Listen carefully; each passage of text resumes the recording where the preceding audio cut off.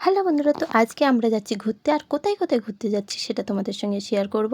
আমরা এখন বাসে উঠে গেছি আর আমরা এখন যাব হাওড়া স্টেশন। আর আমাদের গ্রুপে ছিল টোটাল 51 জন। তো আমরা চলে এসেছি হাওড়া স্টেশনে। আর এখানে দেখো আমরা সবাই ওই স্টেশনে দাঁড়িয়ে আছি। আর আমাদের ততক্ষণে ট্রেনটাও দিয়ে দিয়েছে।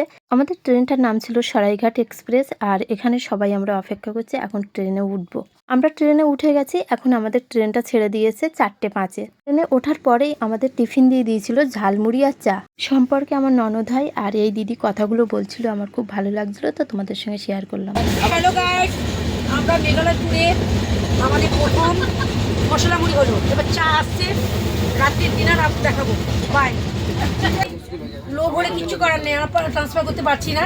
হ্যাঁ, আর এমনিতে বহুত খিদে পেয়েছিল, ঠিক আছে, এটা খুব একটুখানি কোনার ভরলো, কিন্তু কিছু করার নেই, আপনারা দেখতেই পারবেন কিন্তু খেতে পারবেন না। সন্ধ্যের টিফিনটা হয়ে গেছিলো। এবার রাত্রিবেলার খাবারটা দিয়ে দিয়েছিল সাদা ভাত, চিকেন কষা আর একটা করে মিষ্টি। যারা মাংস খায় না তাদের জন্য পনির, সাদা ভাত আর একটা করে মিষ্টি। রাতের খাবারটা কিন্তু খেতে বেশ ভালো ছিল।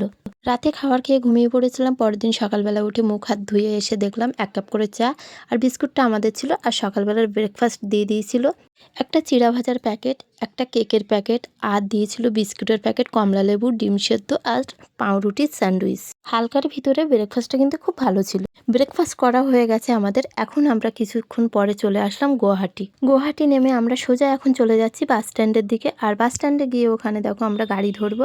এখানে আমরা সবাই মিলে দাঁড়িয়ে আছি গাড়ি ধরার জন্য। আর দেখো আমাদের গাড়ি এসে গেছে, আমরা গাড়িতে উঠে পড়েছি। কিছুদূর গিয়েই আমরা একটা হোটেলে নেমেছি। দুপুরে লাঞ্চটা করব। লাঞ্চে ছিল পালং শাকের তরকারি, মসুরির ডাল, পাবদা মাছের ঝাল, চাটনি, পাঁপড়। দুপুরের লাঞ্চটা হালকার ভিতরে খেতে কিন্তু বেশ ভালো ছিল।